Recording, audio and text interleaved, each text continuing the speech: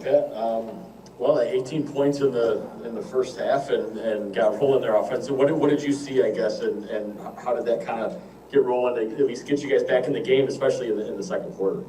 Yeah, I mean, the beauty about this team is we got a lot of guys with a lot of talent. It's just about putting it all together. And I think, different nights require different things, especially from the bench mob. And, tonight, Bobby and I's job was to try to, keep us in the game because of all the attention that they put on, Giannis and Chris and the double teams that they were really attacking the ball aggressively and, hit open shots and find the open gaps and continue to be aggressive.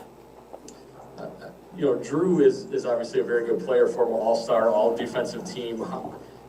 How has his absence now affected you guys to a degree, especially defensively with what you want to do and trying to do with the switching and, different matchups and that kind of thing during this 4-game stretch here? You said it best. Drew's an all-star, on and off the court. We love playing with him. He obviously does a lot for us on the court. And we love him off the court. So obviously we're with him and we're sending our best to him, and we hope to have him back soon when he's healthy. And it's about picking the next guy up mentality, and we've always had that. Last 2 years I've been here, and this being my third, we've always had the next guy up mentality. We've always had our teammates' backs, and we got to continue to do that as we fight through some adversity. Steve McGargy.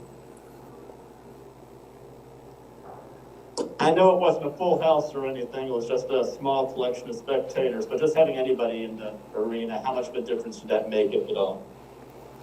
We love our fans. We love the energy that they bring on a nightly basis. Obviously, there was only a few of them there tonight, but a few of them is better than none. And for us, we want to continue to build upon the culture that we've built over the last 2 years. The Pfizer Forum shows out, the Milwaukee Bucks fans show out, and it's on us to show out and perform for them and give them something to cheer about. And that's what we want to obviously continue to do as the Pfizer continues to fill up bit by bit.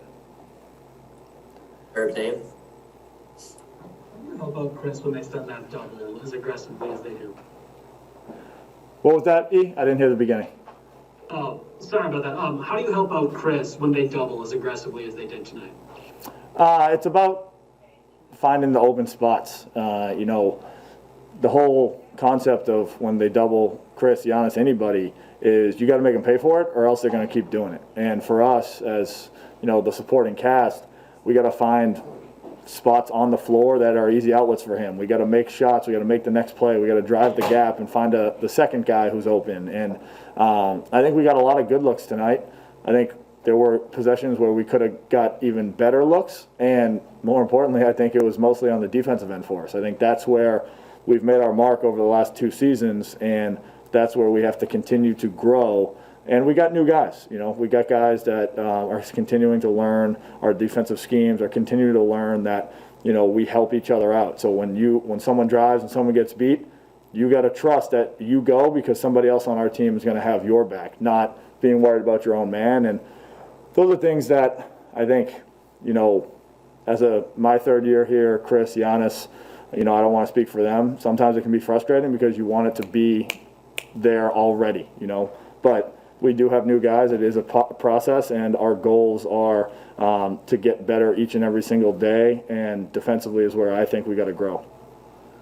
With as aggressive as the Raptors are defensively, just what does it mean to attack a closeout as hard as you can? And that kind of seemed like what got you guys back into the game in the fourth. Yeah, you got to do it. I mean, I think against Toronto, obviously we've seen them a lot over the last few years, but especially this year, the more aggressive team wins. They're aggressive on defense, they're aggressive on offense. They make we make or miss, they're pushing it right back at you. And we got to have that level of aggression on both offense and defense of ends. And on the little stuff, defensive rebounding. They crashed the offensive glass. There was a play tonight where I had a defensive rebound and I grabbed it and Kyle Lowry took it from me because he happened to be underneath. They do the little things, and those are the aggressive plays. Those are the plays that, bench mob, but the Milwaukee Bucks in general, we've prided ourselves on the last few years. And we got to do them at a higher level come Thursday. Zora? How much does Toronto's pace challenge you all? It seems like they're running and it almost looks like transition even after made baskets, right? I feel like they're not walking it up the floor and you guys have to get into it quickly defensively.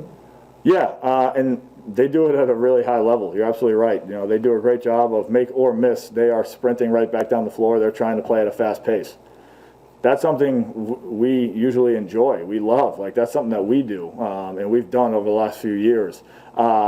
When someone does it to you, you just got to be mentally aware. You know what I mean? Like, I think tonight there were some times where on made baskets, we thought we had more time than we did, or we thought somebody was going to cover somebody who didn't. And that's where that added level of communication, that added level of urgency needs to be taken up a little bit of a notch. And those are things that we'll look at on the film, and we'll find the areas where we need to improve in order to put ourselves in a position to win on Thursday. One more to Eric Woodyard. How you doing? Obviously, there's no excuses at all, you know, within the season. But I mean, just the conditions and everything that you guys have had to deal with. Do you feel it affecting the team at all? You've been one of the guys that beat COVID, and you know you got Drew Holiday and the health and safety protocols. But has that affected you guys in any way? You know, just the conditions of what you guys have to play in. You know, I think it's affected us, but I think it's affected everybody. So, in my opinion, it's all relative. You know, everyone's dealing with it. Everyone has to go through it. We're all doing our best. The NBA is doing a great job of putting us in a position where we can play games, and all the teams are as healthy and safe as they can be. So I don't think it can be an excuse. You know, it's something that we have to continue to put in our rearview mirror and not worry about. And when that ball jumps at in the first quarter, we gotta focus on the game. We gotta focus on the things we do. We gotta do it quarter by quarter, possession by possession, and have that chip on our shoulder that we've had the last 2 years. And I think that's where our improvement can continue to grow. And like I said, I think it starts on the defensive end, because I think we have the talent to score with anybody, but defensively is where I think we need to make our mark and continue to grow and continue to get guys up to speed, new guys up to speed with what we do, how we do it, and the culture that we've built here over the last 2 years.